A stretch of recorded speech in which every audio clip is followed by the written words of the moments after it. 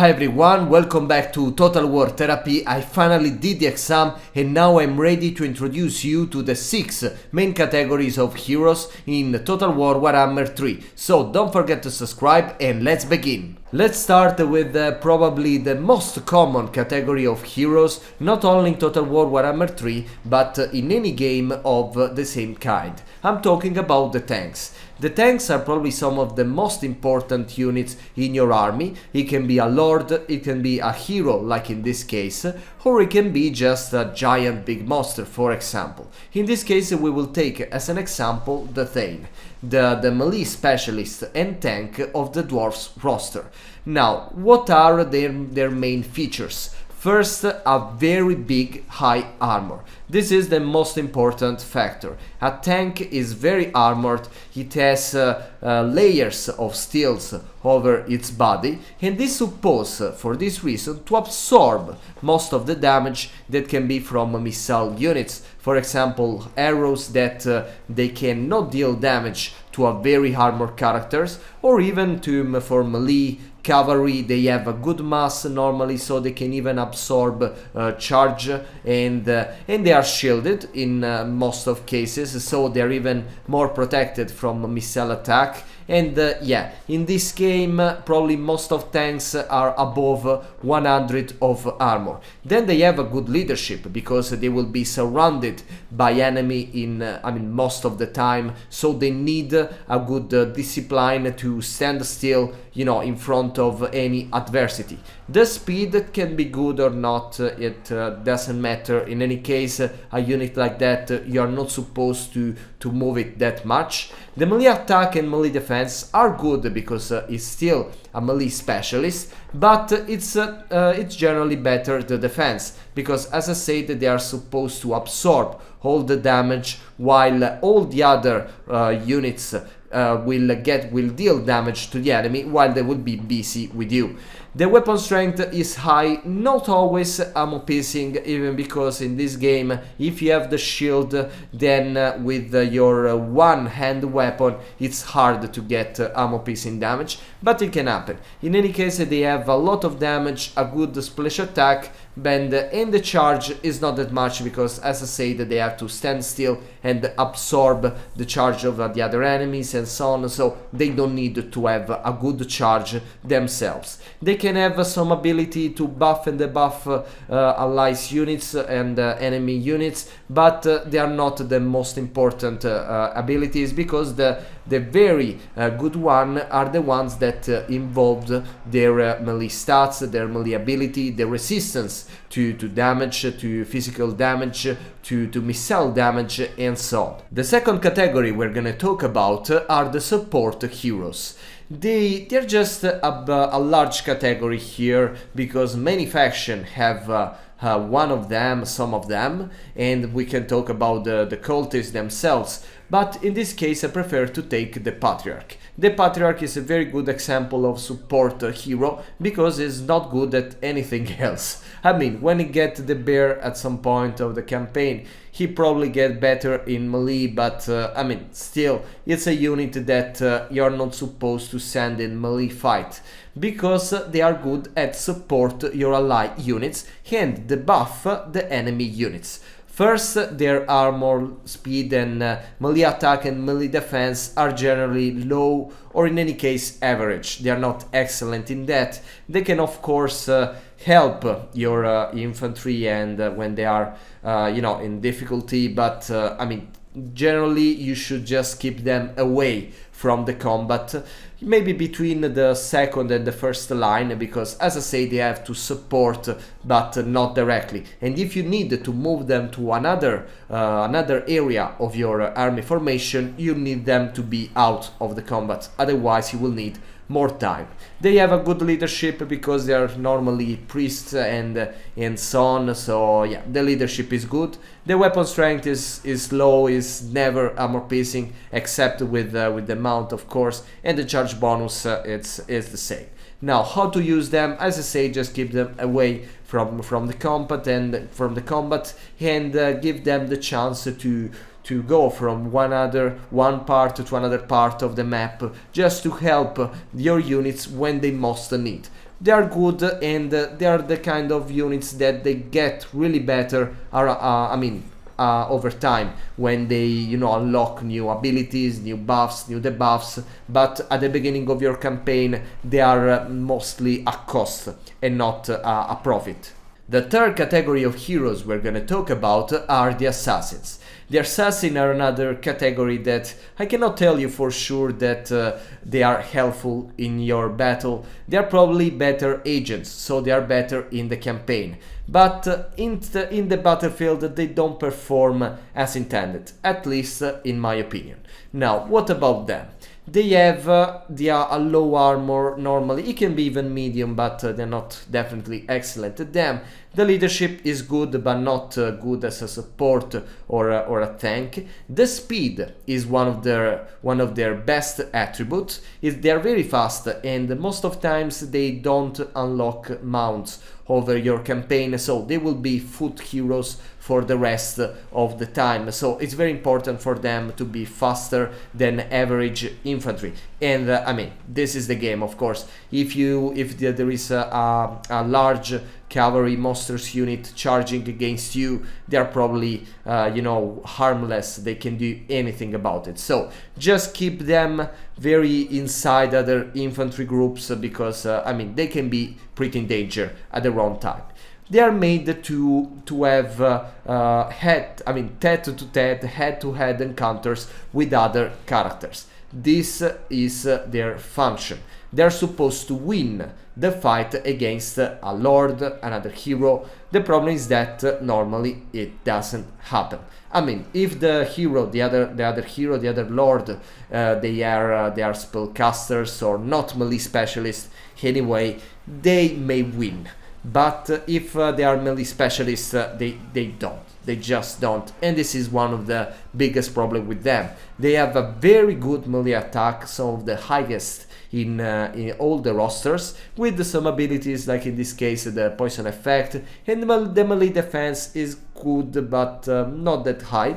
The weapon strength is most of times not armor piercing. This is another big problem, but they have a fast animation, so they will deal damage multiple times. The charge, it can be good or not, it depends. And as I said, like in the Canite Assassin, we have also a ranged missile weapon that I would not rely that much on them, because in any case they have to move around, and it's better for them to engage in melee. But I mean, worth it to consider, because while normally they have the fire whilst moving ability, so they will be able to shoot at the target even when reaching the spellcaster you want to assassinate. So they're good at this. About their abilities, they have normally some abilities linked to the other characters, so to reduce the stats of the other enemy characters, or to amplify, to increase their stats, always in this particular situation. As I said, they are not tanks, so don't let them get surrounded by bunches of units, because they would just go down very, very soon. In this case, they are not good at that. And as a duelist, they are good if there is another spellcaster in the enemy army, or another vulnerable units like that. But if they are not characters, if they are not melee focused character, you should probably just not recruit them, because they are useless. I mean, they are useless against infantry, against cavalry, against monsters. They can be a good support, but recruit them in very specific situation if you feel that they're foot, because they're even on foot. So if the character of the enemy is a spellcaster, but he has on a horse, they are still useless. So as I said, they are very niche unit. Recruit them only when you actually need it. Otherwise, you can use them in your campaign as agents. Now let's start with the fourth category of this video, and I'm talking about the shooters. There is not an actual category in the game for that, but I'm talking about all the missile heroes in the game. And as an example, I chose the engineer. The engineer from the Empire, a kind of new addition. I mean, new. It's 1 year ago now. Sorry, with these times between the DLC, I get a little confused. And yeah, as I said, it's a melee specialist. Melee specialist means that they are good both at attacking with their melee weapon, and they can support other melee units. But let's go step by step. First, all the attributes around armor, speed, melee attack, melee defense, and weapon strength and charge bonus are just not relevant. They can be good, but you should not rely on them in melee, so just don't consider that. Probably the only attribute important is the speed, but this is very, I mean, it can be different because the engineer, for example, has some specific mounts, but other heroes like that, like for example the dwarves, and the dwarf engineer is just a foot unit, so it will be slow as a dwarf. I mean, for the rest of the time. So just don't rely. The same for the Chaos Dwarf. Castellan, fire the Chaos Dwarf Infernal Castellan, so they don't have access to a mount and they remain slow. In the case of the engineer, he can get faster with this horse and this mechanical horse, so it's better in this case. Now, their melee weapon, the melee attack, is pretty good. Is not made most of times for dealing with a large group of enemies, so don't throw your bullets to a unit of Scaven slaves if you get, but focus more on characters, cavalry for example, or monsters, monstrous infantry, and so on. You know, more single target, or at least a lower number of entities in the same units, even because they have a lot of missile strength that it will be lost if they don't have explosive damage. Of course, like in this case, I'm not talking about the engineer that has a little more of explosive damage, so it's better even with it's better even with infantry, so in this case, no. Then they have some abilities that, as I said, they are linked to the other missile units in your army. The most famous is the restock, so they will be able to replenish the ammunitions of your archers, of your long rifles, and so on. And then they can, of course, buff their accuracy, their reload skills. So yeah. Then they have, this is another important thing to say, they have sometimes some buffs that are passive.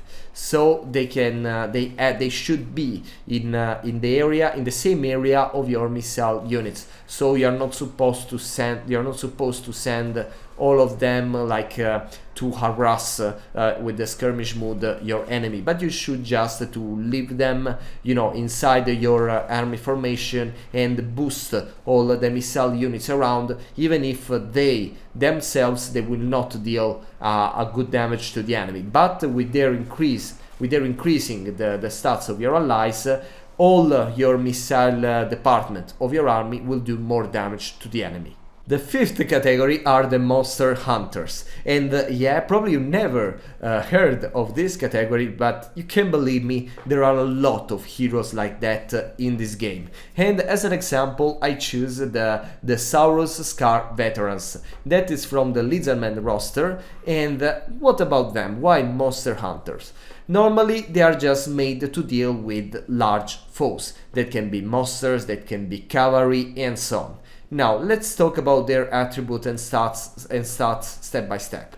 Their armor, and it's normally very good because they have to, you know, be protected against large entities, and is necessary to have a good armor. The leadership is good too. The speed, it's not. They are faster than other. I mean, not always actually. They can be slower or fast, but they have normally access to mounts. Okay, they will get their mounts, and their mounts, in most of cases, they keep all the anti-large attributes. So there will still be some anti-large units, and we will a little later about this. But yeah, for example, the Saurus Scar Veteran get access first to the Cold One and then to the Carnosaur. The Carnosaur is a large entity that is specialized against other monsters. So you will be basically a monster hunter riding a monster hunter. And this is very important because many monster hunters can have access to mounts that give them anti-infantry bonuses, like with the chariots. So in this case, be careful because you are changing the nature of your hero. So, and about the melee attack and melee defense are good, are not like the Duelist or the tanks, because they are not supposed to deal with the melee proper fighters, but with the monsters that normally they have lesser melee attack and melee defense, and yeah, with all the bonuses for anti-large units, they just don't need a big melee attack and melee defense, but they're still strong heroes in melee. Their charge bonus it can be high, low. You normally develop it with the technology. Then with the weapon, with the skill trees too. About the weapon strength, as I said, it's armor piercing. It's always armor piercing. There are very few cases that is not armor piercing, like the Beastmaster of the Dark Elves, but I mean, they are definitely armor piercing because, as you know, large entity are generally more armored than infantry and so on. And then they have anti-large bonus. They can have even some charge defense, charge reflection, but it's not mandatory. But yeah, in most of cases they just have it.